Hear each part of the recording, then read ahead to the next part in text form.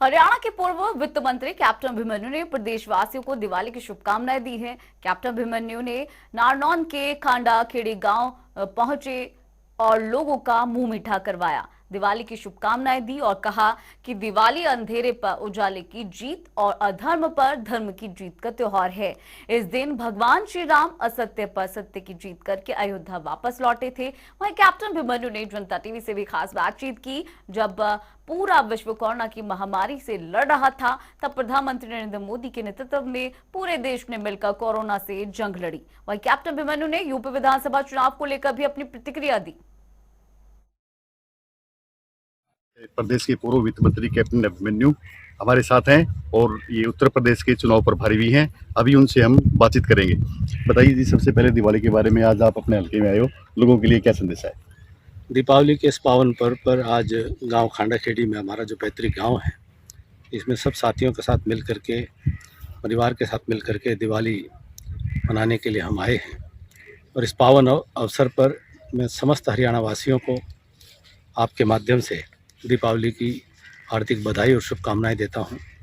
यह पावन पर्व ये एक प्रकार से अंधेरे को दूर करके रोशनी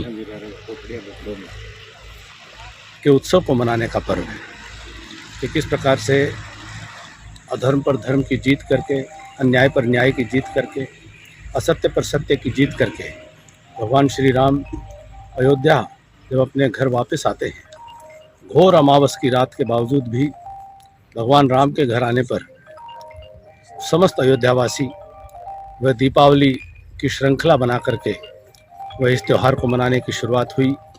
यह एक पर्व एक ऐसे सदा से अनादिकाल से एक ऐसा अवसर है जिसमें आम समाज ये महसूस करता है कि कितनी भी अंधेरी काली रात हो, सामूहिक प्रयास से और सत्य धर्म और न्याय पर चलते हुए प्रकाश किया जा सकता है, ज्योति आगे बढ़ाई जा सकती है।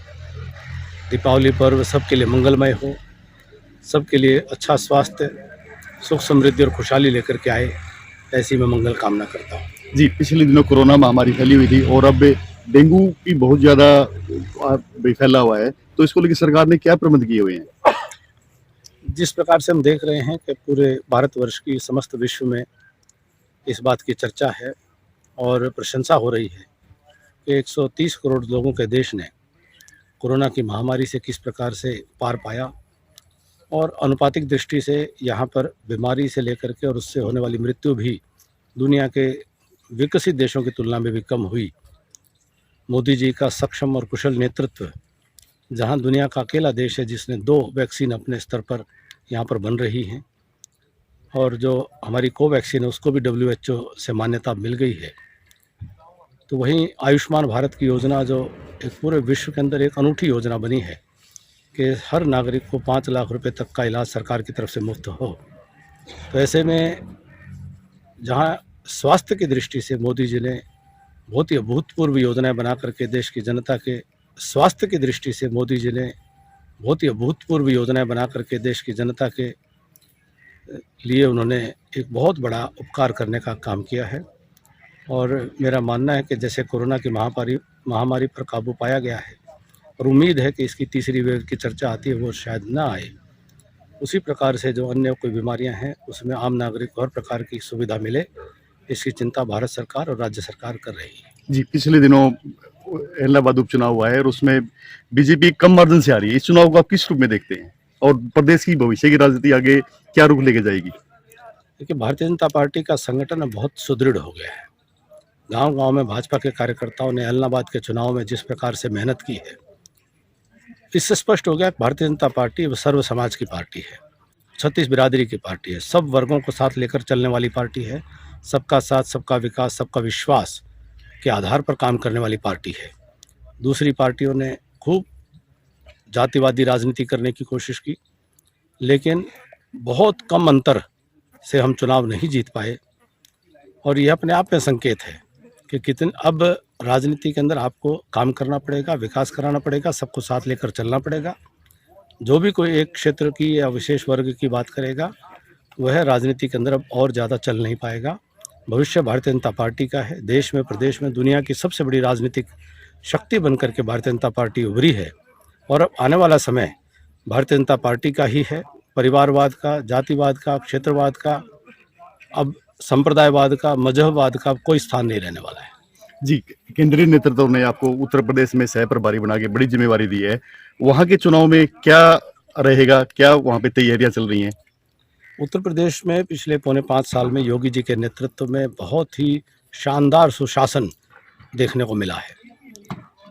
गुंडागर्दी, भ्रष्टाचार पूर्ण रूप से समाप्त होता हुआ दिखाई देता है।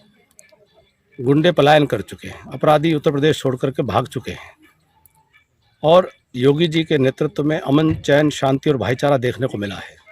4.5 लाख युवाओं को बिना किसी भेदभाव के, बिना किसी पर्ची खर्ची के सरकारी नौकरियां मिली हैं। पारदर्शी तरीके से सरकारी नौकरियां मिली हैं। उत्तर प्रदेश में सड़कों का बहुत ज़बरदस्त विकास हुआ है। उत्तर प्रदेश के अंदर बिजली की स्थिति में बहुत बेहतरी हुई है। एक भी कोई आरोप पौने 5 साल में योगी जी के सरकार के किसी भी मंत्री पर कोई भी विपक्ष आज तक लगा नहीं पाया है। विपक्ष पूरी तरह से समाप्त हो चुका है। भारतीय जनता पार्टी सर्व समाज की पार्टी है, छत्तीस बिरादरी की पार्टी है, सब वर्गों को साथ लेकर चलने वाली पार्टी है। सबका साथ, सबका विकास, सबका विश्वास के आधार पर काम करने वाली पार्टी है। दूसरी पार्टियों ने खूब जातिवादी राजनीति करने की कोशिश की, लेकिन बहुत कम अंतर से हम चुनाव नहीं जीत पाए और यह अपने आप में संकेत है कि कितने अब राजनीति के अंदर आपको काम करना पड़ेगा, विकास कराना पड़ेगा, सबको साथ लेकर चलना पड़ेगा।